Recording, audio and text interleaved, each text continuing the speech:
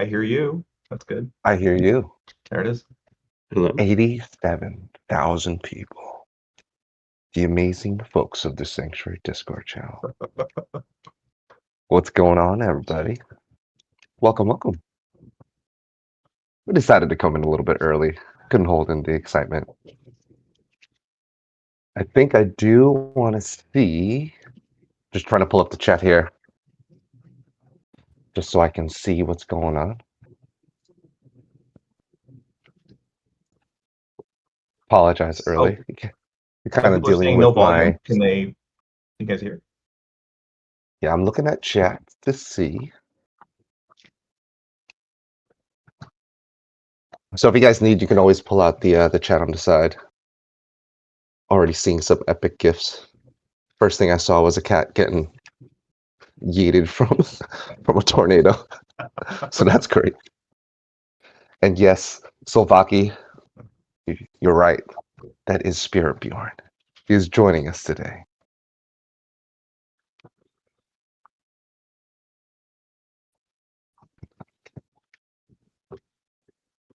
Appreciate you guys and all the patience. We're just getting things all set up on our side over here. But like, yeah, Bjorn, I think I heard you. Definitely hear Zavin. Just want to see if chat can also see and hear.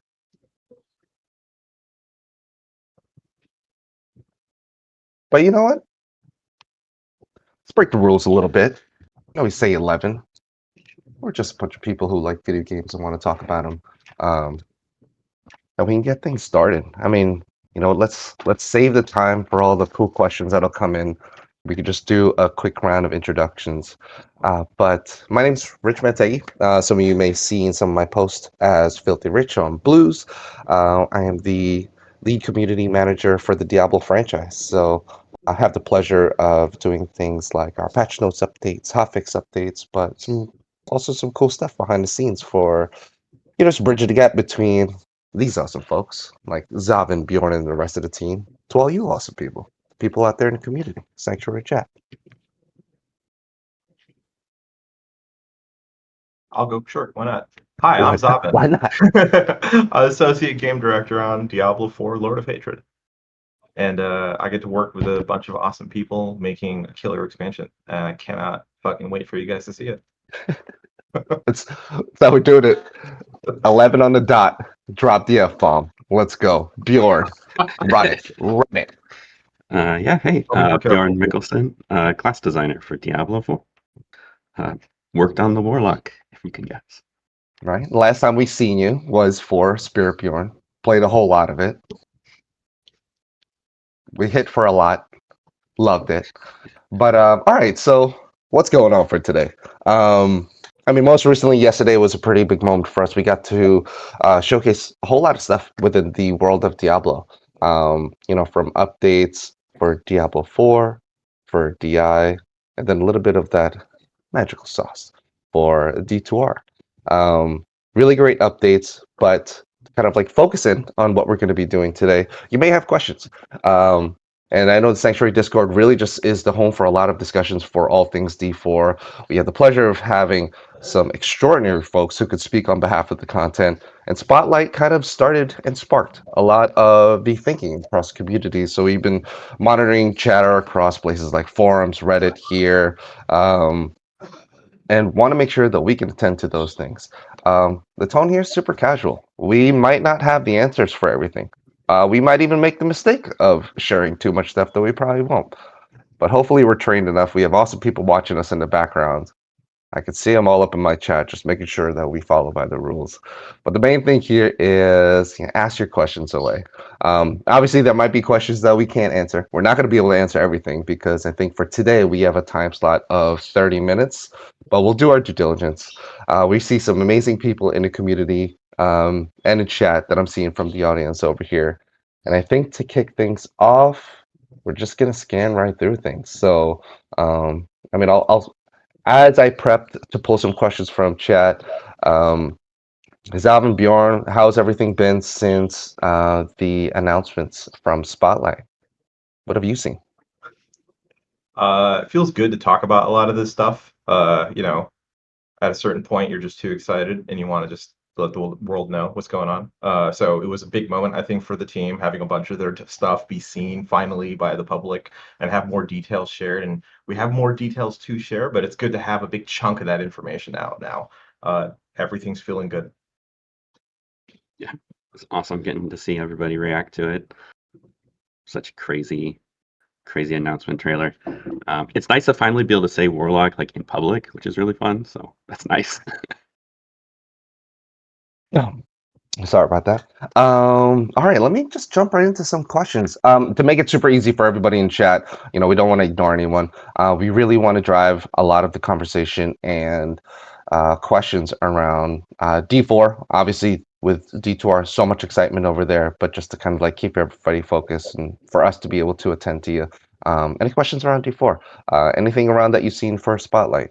I do see one question over here that I can answer, and it is from, oh man, chat went up. It was about season 12. I think there was an update from season 12, but it's nice to call out the people who asked the questions. Give me one moment. So Radical is asking, any news on season 12? I think most recently, right, we just had our PTR actually just passed. Pretty crazy to go from PTR and then the Spotlight, just like a momentum of like crazy cool updates and things people get their hands on. So I think one thing that we promise on the Spotlight is that we're going to have a deep dive for all things Warlock. Working with these two fine gentlemen on the back end for things. It's going to be a chunky stream. So that stream in itself is probably going to be a little bit longer than normal because we're looking to have both content around the Warlock and the deep dive for that, and maybe some other stuff. But also season 12 updates. You can expect some of the standard stuff where we'll talk on like all the seasonal content that's going to be baked into that, as well as learnings from PTR and kind of learnings from player feedback in the process as well. So if you need to mark your calendars, March 5th is going to be that date. Grab some popcorn, 2 sodas, and a really comfy chair, and then we'll have more updates over there. So I will scroll down. All right, so you know what? I'm terrible at reviewing these things before I even ask it. Just think of it like I'm a crazy moderator at a Comic-Con panel, so I'm just gonna go right at it. So, question from DJ Umbalas. Hopefully I said that right. Also with a +1 emoji. What happened to the old passives in the skill tree? Are they moved elsewhere? I didn't mean to pick that, but that's a pretty awesome question. Either one of you can take it. Go for it, Bjorn. Yeah, sure. Yeah, we've looked through the passives that we had. I think the main thing I'd say is probably that like if there were good like passives that were like build defining, right? We wanted to sort of maintain those in some way. So those have been moved into various places, maybe Legendaries, Paragon, something like that. Whereas now most of the skill tree has kind of like taken more of like the customization side of things to give you that kind of access early to sort of upgrade your skills directly. So there's been a little bit of kind of a back and forth.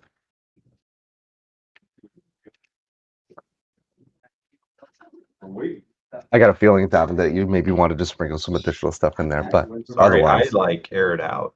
I didn't even hear it. skill tree. Where'd the passives go? What happened? Yeah. So we kind of wanted to focus the skill tree more on the skills themselves and not give out a bunch of free power.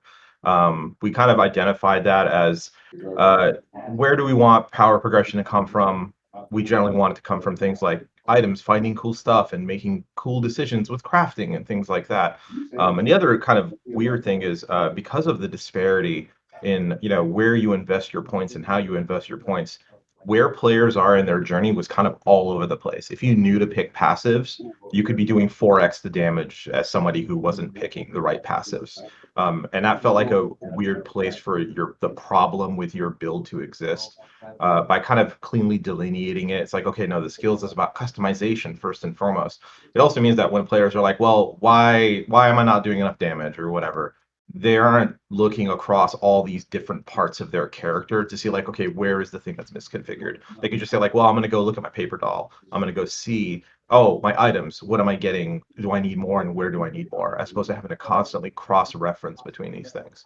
And the other thing is, it just let us say, yeah, we're going to massively expand the tree and just triple down on customization. So all the skills are going to have a lot more things. Any node that's in the skill tree is about your skills. I know it's not here, but just a due diligence by some of our awesome folks on like Reddit and forums. I think an extension of the question has been like, how does this relate to uniques? Like, how does the equation and kind of like the progression journey kind of like coincide with the fact that like uniques have all these cool affixes that are game changing? So I'm curious about that. If you guys have any comments on that.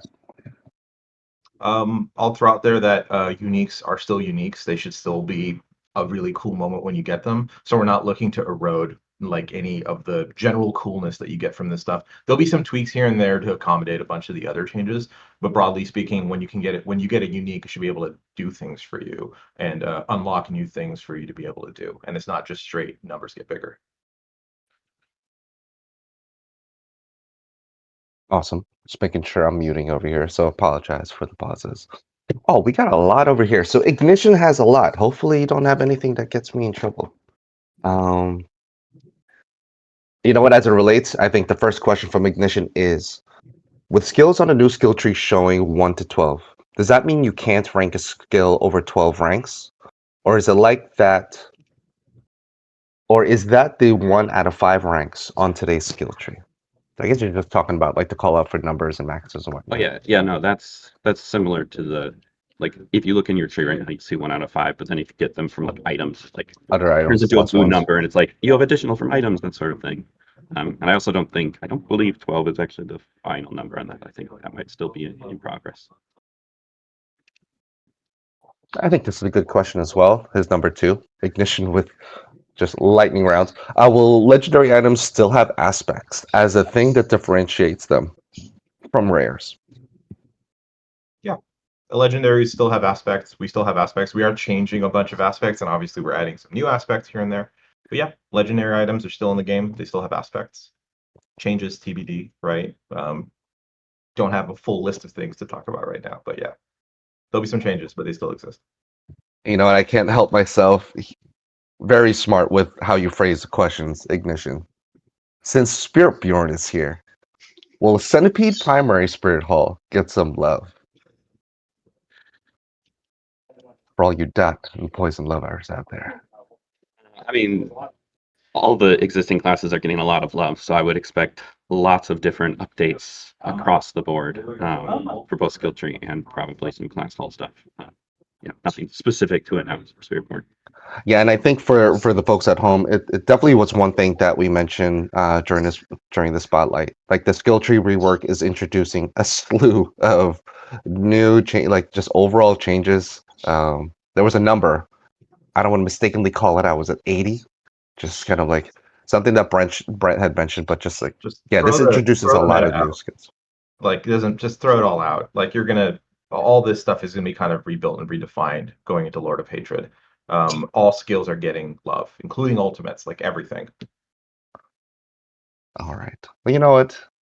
I'm gonna just call it out. Kip Duran was asking, should we expect more shadow drop this year? Kip, if we told you, it wouldn't be a shadow drop.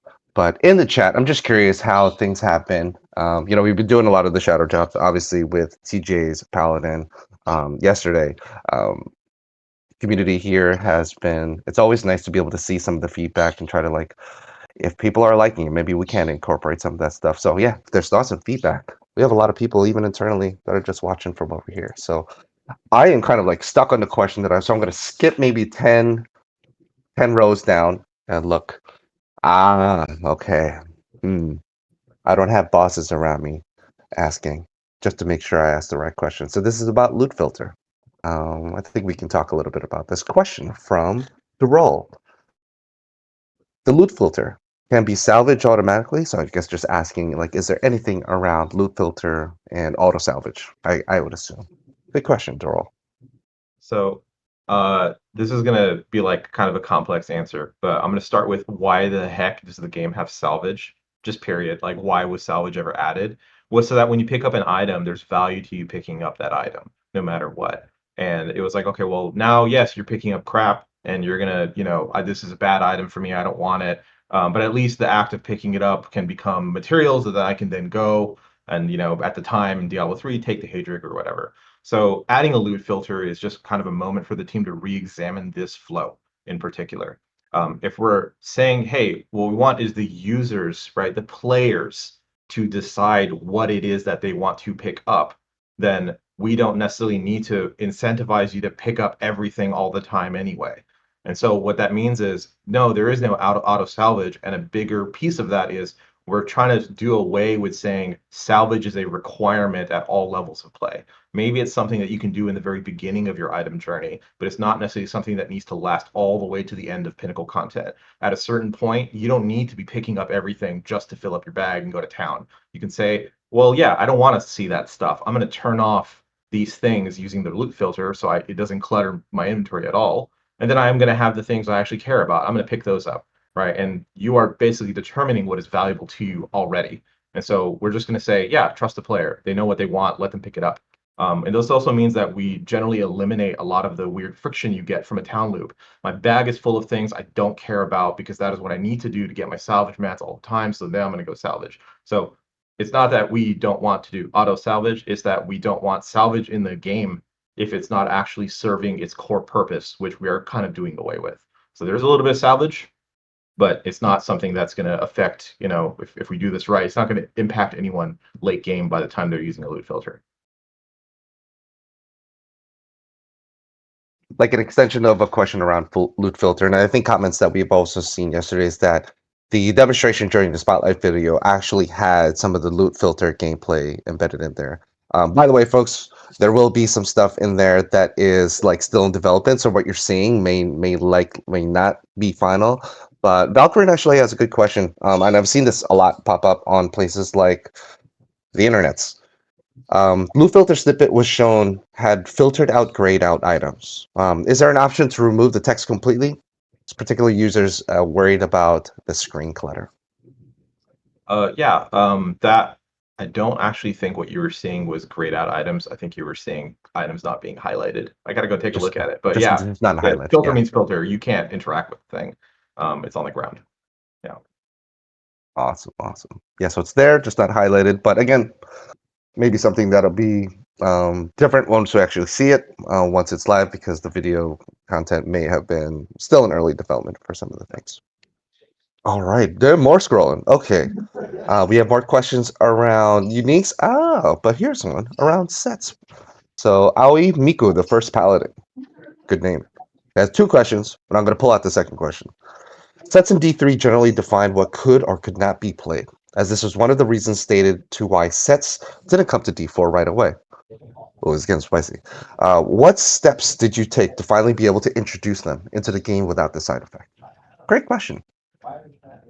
By the way, folks, I am heavily influenced by some of the questions that do have a lot of the "this to be honest" emojis after. It seems like other people also want to get questions on this. So please, by all means, if you see a question that you love, comment or emoji on top of it, or emote emoji. So I'm going to touch a little bit on this, but then Bjorn, if there's any specific ones you kind of want to talk about, go for it. But like in Diablo 3, when we added the sets, eventually when they got to the point that everyone's talking about where it's like, 10 plus 10 billion% damage to, bash or whatever the heck. When we got to that point, it was an effort to try to get balance under control to some degree, but also because sets were so rare that players had a very negative reaction to, well, I've completed the set and now it's worse than everything else I could wear. So why the heck would I ever complete a set? So there's just this bad tension that existed between the rest of the itemization and completing a set, which should be a cool moment that you get to do. And it is one of the hardest things to achieve logically because you need the full set of items to get the full benefit, right? So that is one of the reasons we did not do this in Diablo 4. We are bringing sets exclusively to Talisman. So if you didn't see the video, Talisman is a new system in Lord of Hatred that lets you have charms. And one of the things charms can be is they can be part of a set. What this means is sets have no competition with the rest of your gear. So we don't have that tension going into Lord of Hatred that we had with Diablo 3. And honestly, this was kind of a cool light bulb moment on the team. It's like, we've always wanted to do sets, but how do we do them right? And we were excited to do charms, and they just felt like, oh man, these things go together so well. It resolves a bunch of the issues over here in terms of competition with the rest of the gear slots. And then you get to have sets in the game, so you get to have that cool collection moment. And the other thing is, we're not necessarily in the same place that Diablo 3 was, where we're having to throw 10 billion% damage on a single skill. That's not the intention here. It's more like playstyle customization and cool things you can do. And we also have the addition of the seal, which is a different item type that goes into the talisman. And that actually hooks into your set bonuses. So depending on the sets you have, your seal actually modifies those. And there's a lot of cool interplay that can happen where maybe you don't want to run a 5-piece set bonus. Maybe you want to do 2-2-2 of 3 different sets. And maybe your seal enables that as an example. Bjorn, if there's any specific things you want to throw out there, they're probably hungry for it. Yeah. I have a follow-up to attend to the appetite, but Bjorn, go ahead. Yeah. And be ready. Be It's an ready. interesting question. I think maybe I don't want to like lead you guys on too much, but like I think maybe one way to sort of think about it is like I think we really enjoyed like key passives in the skill tree. They did a really good job kind of like rounding out a build, sort of amplifying a play style. And to some extent, we kind of are looking at the sets as like an evolution of that, of like we can do more with this if we can sort of like express it more. It can be more flavorful. It can do some like extra things. It has like it's not like a single like linchpin of like, hey, this one balance tuning knob needs to be perfect, otherwise like the entire build falls apart. So there's a lot more that can go into these sets, and so it kind of lets us express that ultimate goal of having something that sort of amplifies your play style, more akin to sort of the way key passives did. I guess just you can get mad at me in person, but I'm gonna ask because I can imagine myself as a player. The thing that I'm always going to be excited about is like a set bonus. Is there a chance that we can give like an idea of a cool set bonus, or maybe a favorite that you have that we haven't like quite revealed yet? Because reveals are cool. They're cool set bonus that comes to mind. And you don't have to be 100% descriptive with the affix, but like maybe something that it does, I guess, just to give it like a little bit of idea of kind of like the impact of talismans and these. There's a so like I'm not going to be. You don't even have to go detail. I'm not going to be overly this. descriptive, but I'll say there's a druid set that lets you have bear companions, which I think is really dope. Okay. So I'll throw that out there. All right, guys, let your imagination run there. So it seems like the team definitely had fun with this. Like this is something I love what you mentioned, Fiorin, that you got to see the reaction from players and the impact of things like passives on the skill tree, and now it's starting to explore things with talismans and the example of like bears as companions for the druid. All right, let me move on. Man, the time is going fast. We might break more rules and go over for having fun with this. But there was a question that I saw over here that was great. Zaramos. There's 2 questions that are in front of me. Zaramos is asking, any new info about SSF? Will it be ready for LOH expansion? It will not be ready for Lord of Hatred. It will not be launching alongside Lord of Hatred, but I will say we're still committed to doing it. It's just a matter of when we're going to be able to do it. The team is actively working on it. It's just not something that we're planning on shipping alongside Lord of Hatred. And by the way, some of this is actually just intentional. Like we want to put the game out there. We're changing so much stuff. And before we say, go make a character that's locked to solo, let's make sure everything's in a good place before we can actually do something like that. And so the other piece of it is, logically tied very much to the tower and leaderboards. Like that's the core reason I think people are really hunting for something like this. And that is still also in a beta phase. Oh. This one I can't ignore, just has a lot of emotes behind it. But another question from Ignition. Are greater affixes turning into a chance drop chase item for Ancestrals? Let me Jordan, you want to grab that one? Sorry, say that again. So the question is, are greater affixes turning into a chance drop chase item for Ancestrals?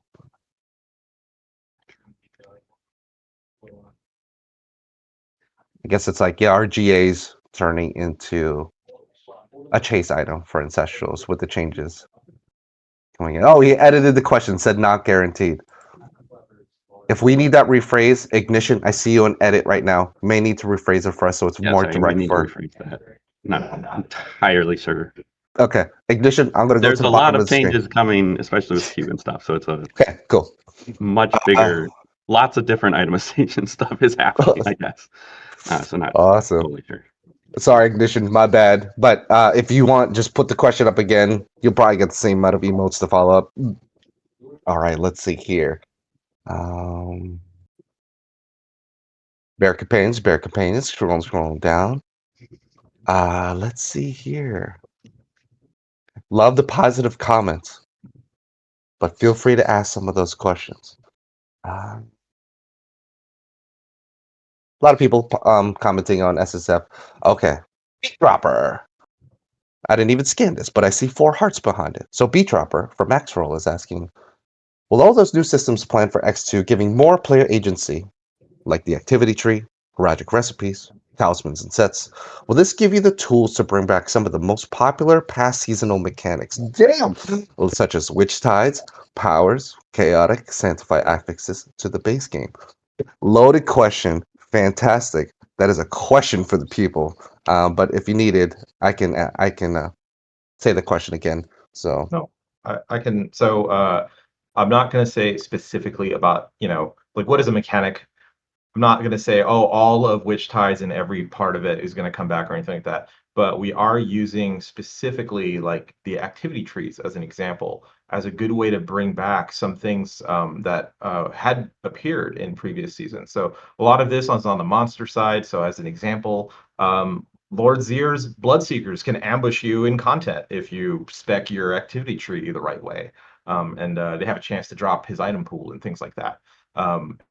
At kind of other things that we can do that isn't affected by this. So as an example, sanctification is not in its existing form being transposed directly into Lord of Hatred, but a lot of the cool stuff that went into that is actually we're leveraging as something we're calling transfiguration. It's not exactly the same. It's very similar though. So again, we take the parts that we think are healthy for the long term of the project of the game and try to find a home for them. Another example, let's see, I had another one. If I think of it all, if it comes back to me, I'll mention it. Just away. just making up excuses for us to have another sanctuary sit down, and then we Yeah, that's can fine. dive them. Bjorn, anything to add? Otherwise, I can hop into the next question. I mean, wait, can you hear me? Just switch my mic. I can hear you better. Okay, cool, That sweet. works. Yeah. Hell yeah. Yeah, I mean, we've tried so much stuff in seasons. I mean, obviously, we're going to take inspiration from anything we thought was cool. So yeah. I didn't want to skip this, and we may not have a reply for it, but I want to be a good speaker for the people. Petronius is actually asking, when will we have Rebirth? Just mentioning comments around that it's tedious to create the same character from scratch each season. Active discussions, no timeline right now. Awesome. Yeah, and in terms of like active discussions, for all the people over here, if you're tuning in from Sanctuary or even from other channels, the love and passion for past systems and their return or their want for the return, like I want to ensure you that we're voicing your opinions on that. I think the season where we had Chaos Armor was one of the more prominent conversations that we brought and surface in front of like members of the dev team that there's something here. There's a love and appreciation for this, and I think the common thing here is that like players would love to see it again.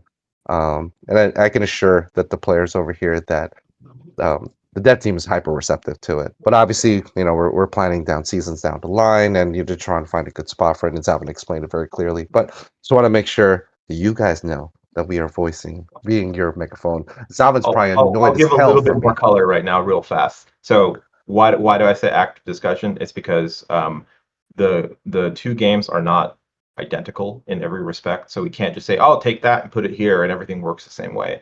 It's we want to do the due diligence of stepping through, like, what does it mean if we did bring it back? How would that change all these other features and all these other systems? What would the player expect from this in the context of Diablo 4? Right. So like we've talked about what we're planning on doing with the tower as an example. We've talked about what we're planning on doing a little bit with looking into Soul Self-Found. Right. We just want to kind of approach this holistically and not just cram in things because there's a very good chance they don't mesh well with what the game actually needs from that feature. And we saw something very similar to this with the armory. So that's the only reason that it's not like, oh, we're right jumping into it right away. It's like, wait, slow down. What do we actually want from this? Yeah. What do players actually need from this, right? And how is it going to work with all the other things that we're planning on doing? A little intricate. There's some intricacies over there. Okay, this one I cannot ignore. If I did my mathing right, I'm looking at like there's over 100 emotes on this, and it's coming from Anisia and Anisa. And I believe that it started from Macro Bye Boy. What's up, Macro? So this one we may not have the answer that you want, but the question is, and the comment is, with the great QOL in D2R stashes, do we expect to see better item stacking, priority and specialty stashes, easier UI and navigation, and player versus shared stashes? Super loaded, a whole lot of questions in there, but it sounds just around, any QOL updates coming for player organization sorting or anything of that sort. No things to discuss kind of related to any of those specific topics. We're always looking at what we can do to make the UI flow better. So if there's any very specific things, let Rich know. We'll take a look at it. Yeah, and I mean, I'm reacting over the amount of emotes over here, and I think that places like the Sanctuary forums, this is a place where we are open to we're open to players having this discussion, sharing feedback and even recommendations. I'm honestly with voices this loud on it, we're super appreciative, and just to let folks know, like the dev team's all up in there. So while you are seeing blue posts from like folks like myself, Marcus, or Laricana, know that if this is something super important to you, just like voice your opinion over there.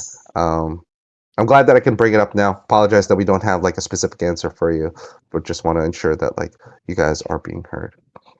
Oh my Lanta. So we plan to have this for 30 minutes. You love that? Oh my Lanta. With your permission, Bjorn and Zavin, you want to go another 5? There's just nothing but great questions over here. How you guys feeling? Keep going. All right, and no crazy leaks from the blurred background, so I'm not in trouble yet. All right, so let me go down. Nobody can see that whiteboard. Okay. I like this question from Neo3 Raccoon. Shout out to Neo3. I'm excited to play that, by the way. Question: in your philosophy, what is something you would want to offer as a reward for the very late game of the game? Is it going to be more loot? Are there plans for some cosmetics to show off for those who play a ton each season? Good question, Neil. Good question, good game. I'm sorry, you like got crunched again. Can you say that again? Sorry. Okay. So Neil was asking, in your philosophy, what is something you would want to offer as a reward for the very late game of the game? Is it going to be more loot, or are there going to be plans for cosmetics to show off for those who play a ton each season? Oh man, this is a hard one. So we do have we've got some things that people can unlock if they put in a bunch of time and they do their season ranks and things like that. So we have a little bit of that already in seasons. For Lord of Hatred, we're looking for things we can give for players who put in a lot of effort. And I want to really caveat this. If you've already beaten the hardest thing in the game, I think we can generally agree more powerful loot isn't the answer necessarily, right? So what is it?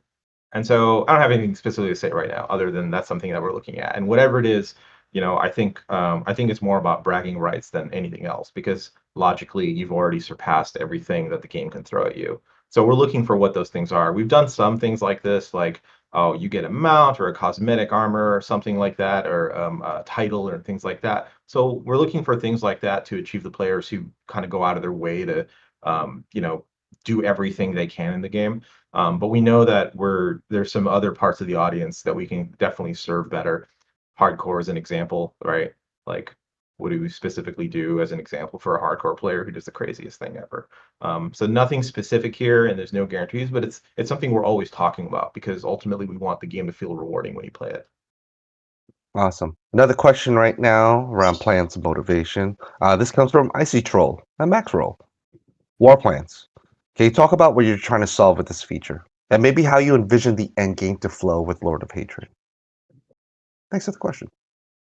We'll probably have time for like two or three more. Sure.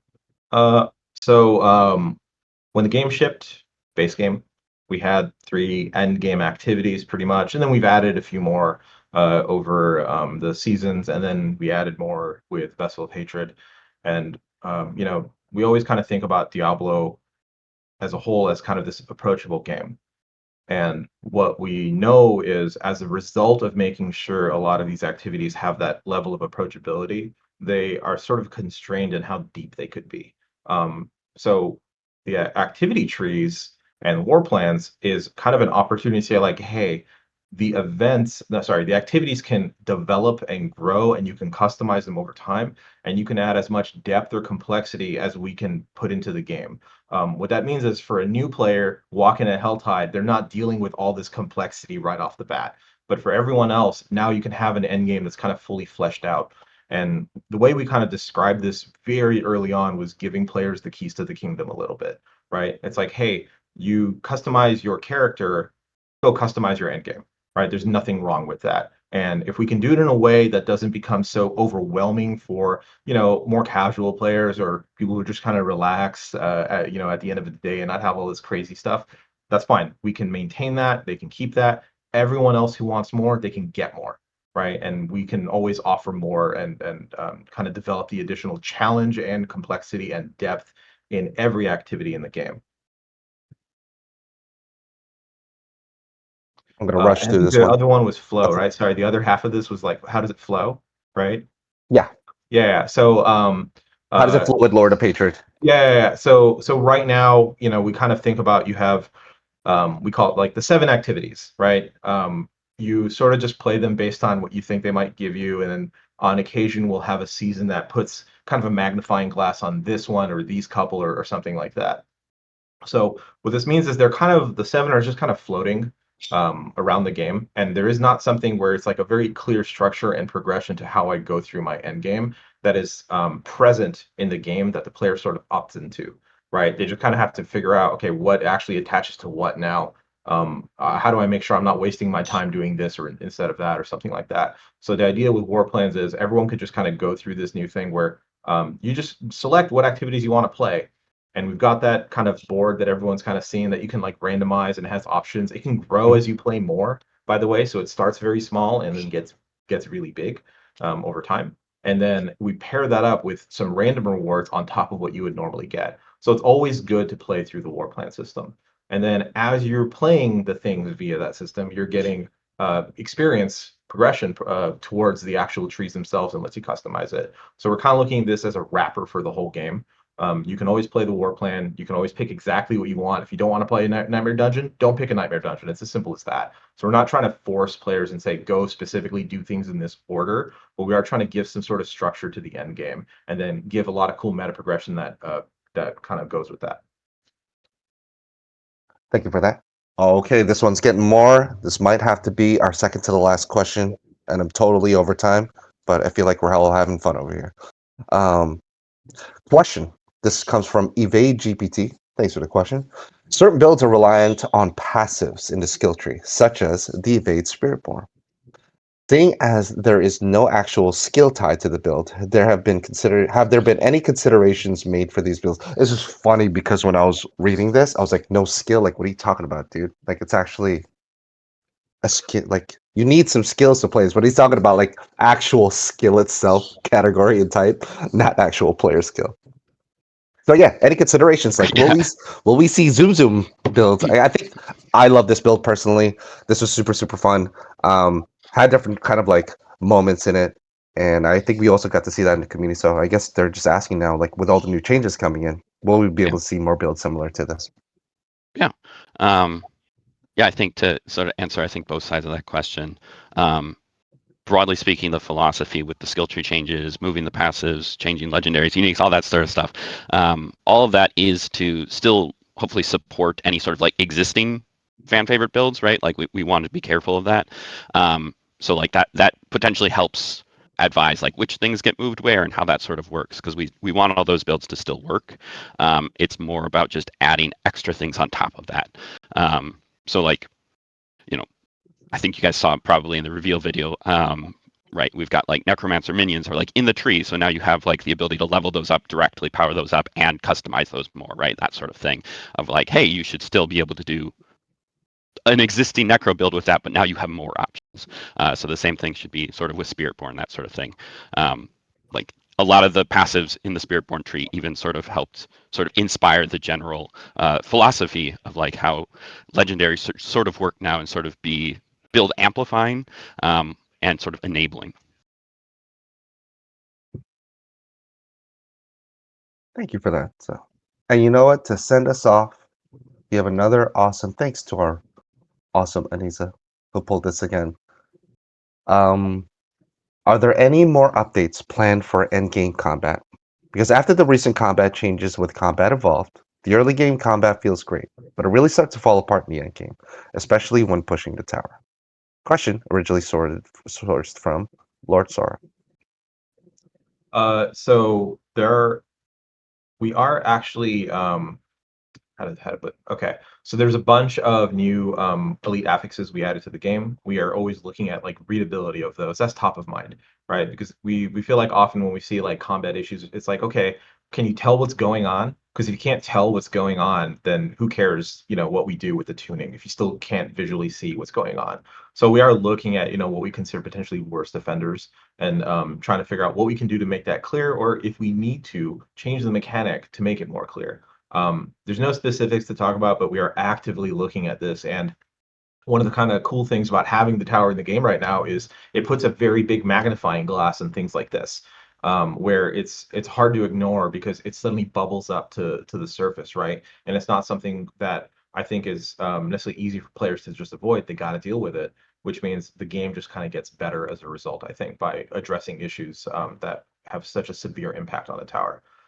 Beyond that, we're literally changing every skill tree and removing a bunch of free power from it. So tuning wise, the game is changing dramatically as a result of this, right? There's power that is just kind of given away for free, sometimes like 400%, 500%, depending on what you do with your skills, that people are just kind of getting. And this is really weird for tuning, right? Because we're sort of tuning the game, to in terms of like pit difficulty tiers as an example, right? It's like, well, depending on how you spec'd out your character and how you've tried to customize your playstyle, you are now in a different power band. Even if you're the same level and have pretty much the same items as someone else. So we're kind of looking at this as a way to narrow this gap dramatically, and it should mean that we can honestly tune the game better. That's the hope. So there's a lot of tuning changes happening all throughout those tiers. And I know people have noticed like Torment 5 as an example. Yeah, we are also adding Torment tiers alongside this to kind of ease this journey a little bit for players as well. So I think what we'll do here is first, before anything else, thank you everyone. Thank you to all the mods for helping gather all those questions. I think this time around just made it super easy to identify some of the more prominent questions that are super important to the community. Hopefully, we were able to answer some stuff. There's so much. When I read something over here, I'm like, oh, I want to throw it to you guys to answer right away. Did I answer? Did people understand kind of the answer for the end game combat thing? I just want to make sure I didn't. Yeah, you know what? Yeah. Let me pause Okay. for a second. Players, just want to make sure. Okay. Cool. That it was clear. Awesome.